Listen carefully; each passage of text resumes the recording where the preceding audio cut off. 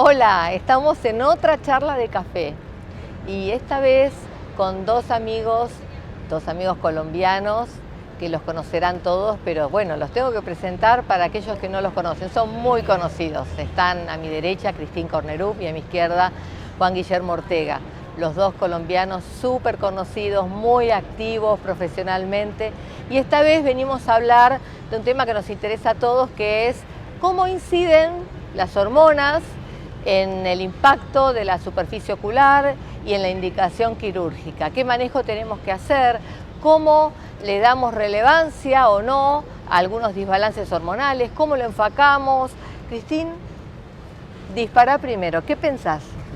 ¿Cómo es el tema de las hormonas? ¿Qué importancia, qué relevancia le das en la primera consulta a un paciente con un desbalance hormonal? Bueno, entonces lo primero es mirar en qué edad está nuestro paciente y evaluar hombre, mujer. Y las mujeres, cuando están llegando a la menopausia o están perimenopáusicas, empiezan a presentar un empeoramiento de su ojo seco, y eso es principalmente por cambios hormonales. Y esos cambios hormonales es que disminuyen los estrógenos y van a disminuir también los progestágenos, que son las hormonas que vemos que se disminuyen en la menopausia, pero las mujeres también tenemos andrógenos.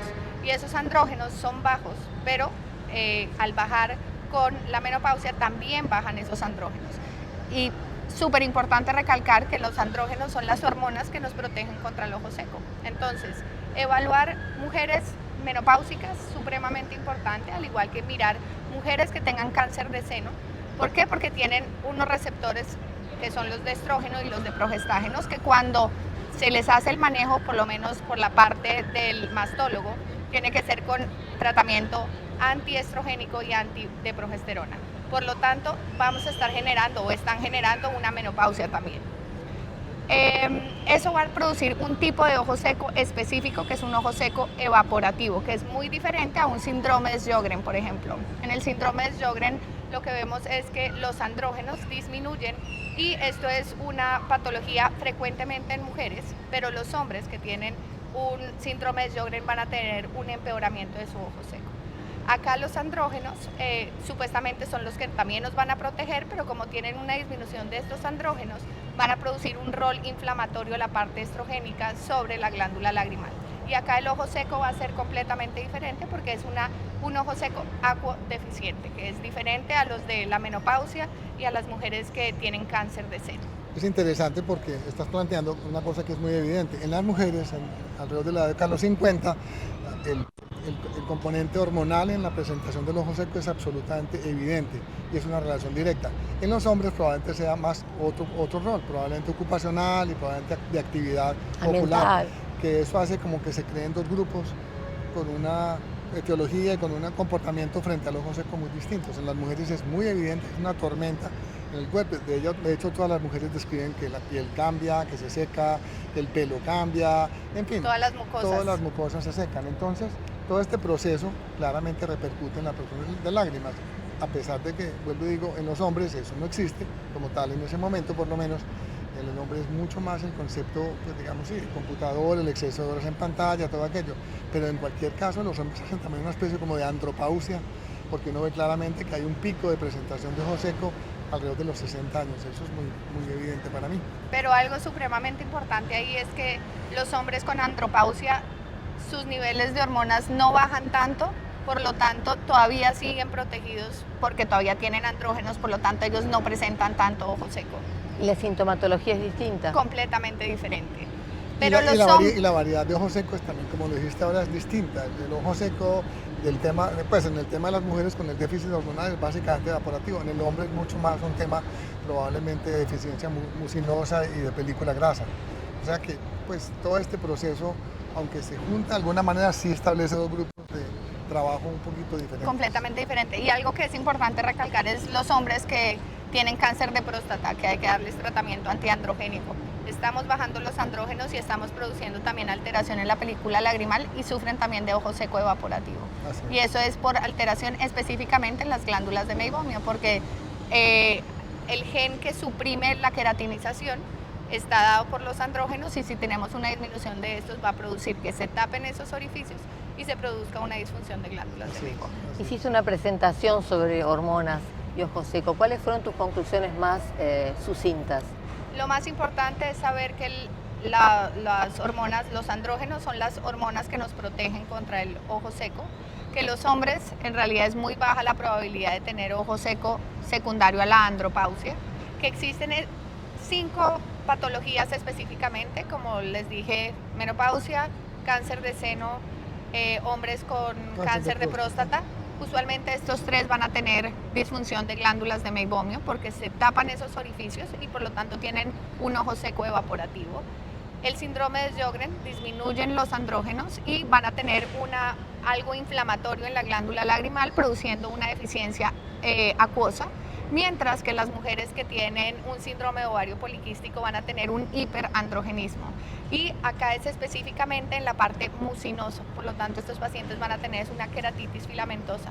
Y es porque al tener el aumento de esos andrógenos va a aumentar la producción de mucina, pues de moco, y de estos filamentos hay alteración en la película lagrimal, en el tiempo de esta ruptura, y cuando se les da el tratamiento antiandrogénico empieza a mejorar toda esta sintomatología. Entonces el tener bajos o demasiado altas las hormonas nos van a llevar a tener un problema de ojo seco. Evidentemente en el tiempo el ojo seco acaba siendo una superposición de ojo evaporativo, ojo seco evaporativo. Exacto. Y ojo seco, digamos, acuodeficiente. Claro. O sea que en la vida real, al final de la película, todo se mezcla. Mixto. Lo que pasa es que yo pienso que ahí se comporta esto como gatillos que disparan pues, la enfermedad, y luego la enfermedad coge como su propia dinámica, y ya es un tema en donde uno ve claramente pues, que hay un componente evaporativo y hay un componente acuodeficiente. Pues. Sí. Ahora, la película, como vos dijiste, ¿no? Más allá de la película lagrimal, la película sigue, y esto lo tenemos que articular con pacientes que con una película lagrimal deficiente se quieren operar refractivamente de catarata o lo que fuere.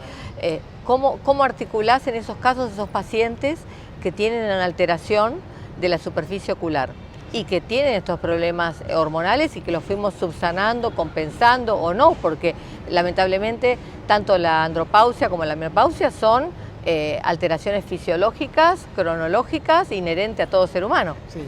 Primero tengo que decir que en mi experiencia puramente intuitiva, las mujeres hacen una crisis violenta de ojo seco en relación con la menopausia, pero cuando han pasado unos cuantos años vuelven como un equilibrio precario, pero un equilibrio, digamos, como mejor, un escalón que... Exactamente.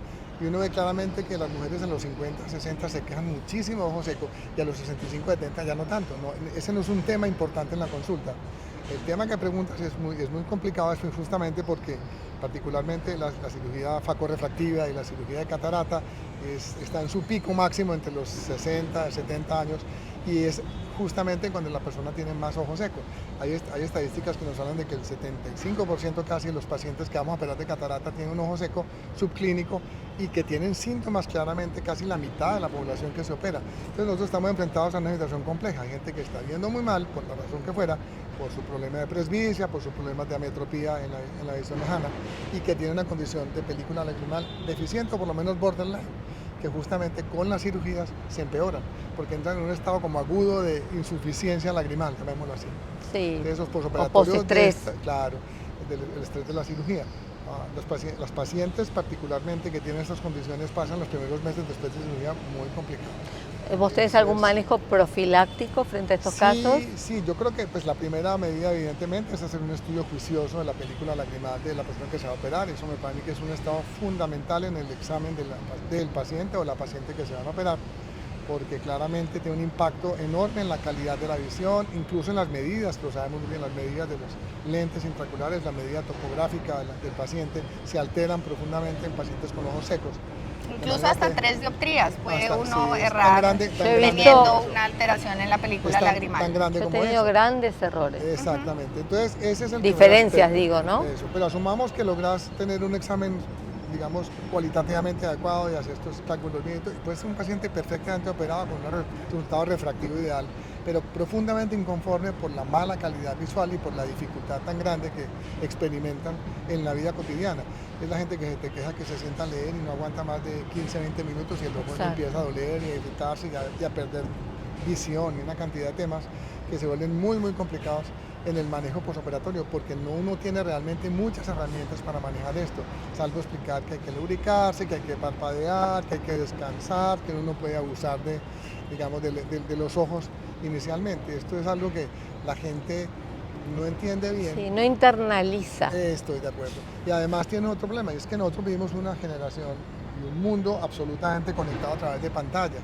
Entonces todo se nos vuelve complicado porque todo lo queremos ver con pantallas. El teléfono, la tableta, el computador, todo tiene ese proceso, digamos, visual complejo que es manejar información a través de las pantallas. De hecho, la pandemia nos complicó la vida muchísimo porque muchas relaciones interpersonales se volvieron relaciones de pantalla, no relaciones reales. De manera que todos estos factores hacen que la gente experimente más y más dificultad con sus ojos y magnifique la incomodidad y la molestia que el ojo seco produce. Además, yo creo que algo importante es que yo creo que la gente se está acostumbrando a tener ojo seco. Entonces piensan que es normal que ardan los ojos, ¿no?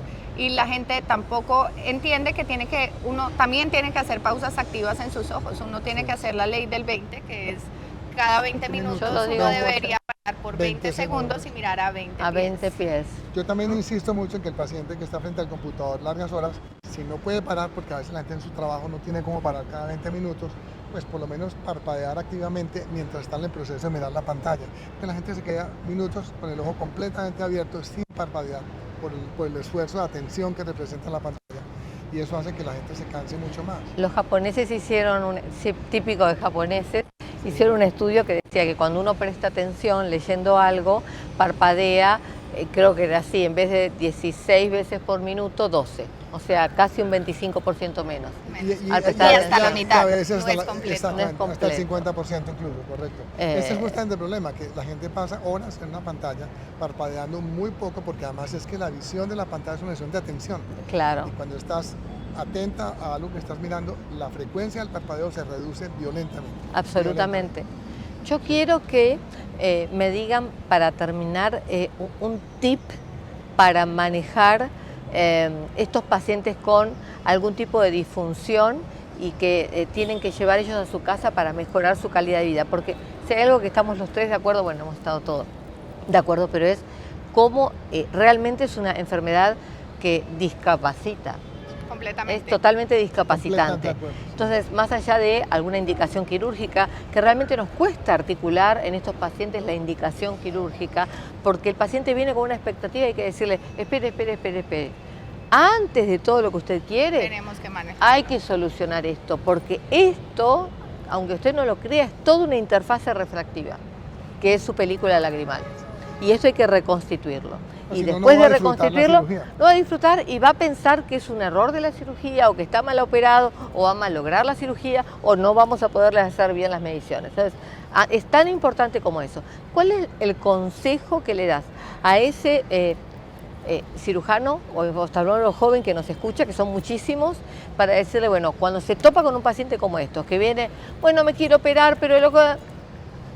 A ese cirujano joven, ¿qué le decís para esa paciente menopáusica o ese paciente andropáusico con estos síntomas? Y Cristín, va lo mismo para ti. Sí, yo tengo que decir que a mí me parece que uno debe presumir que el paciente que tiene frente a uno que está pidiendo cirugía y que está en ese grupo etario, que tiene la mujer que tiene 50 y algo y el hombre que está en 60 y algo, tiene algo de ojo seco de entrada. Hay que asumirlo porque es verdad. Hay que tenerlo como por default. Exactamente, como un principio de análisis desde el principio. Y hay que enseñarle al paciente que tiene un tema de ojo seco, que primero no se resuelve, sino con el paso del tiempo y que tiene que trabajar de una forma activa. Activa significa, hablamos hace un momento, en la pausa, digamos cuando está frente a la pantalla, el parpadeo eficiente, el uso correcto de lubricantes.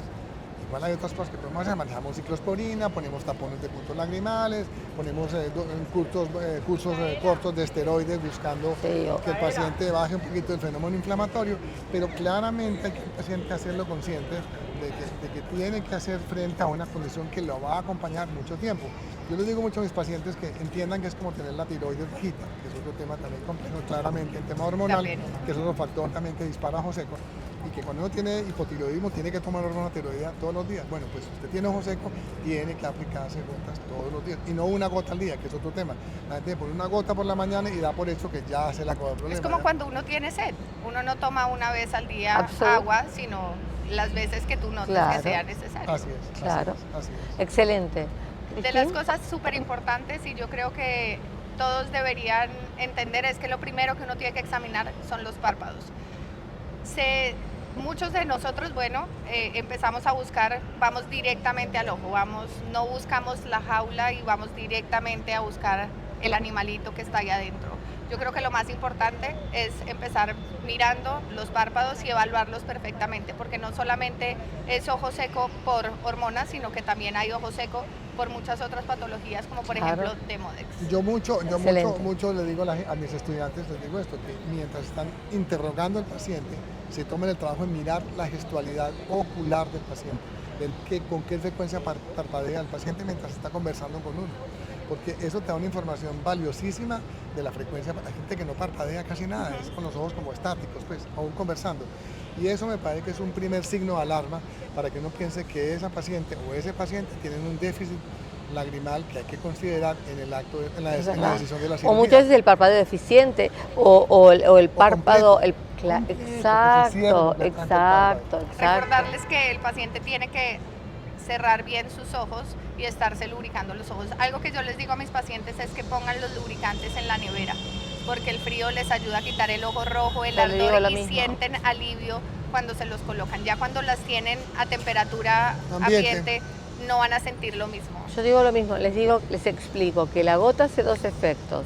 Uno es la gota en sí como lubricante, y el segundo, el frío, actúa de una barrera física antiinflamatoria y corta toda la liberación de cadenas inflamatorias por un fenómeno físico. Es así. Han estado fabulosos, muy claritos, no, en serio. Misión cumplida. La verdad que ha sido un lujazo y aparte con unos consejos impresionantes. Nos vemos sin café, les debo un café. ¿Cómo dicen acá, un tinto? Un tinto. Me provoca un tinto. Es que, parate, que en mi país un tinto es otra cosita. Pero también lo podemos hacer en España. También va, pero esto no es charlas con vinito, esto es charlas de café. Hasta otras charlas de café. Nos vemos. Luego. Bye.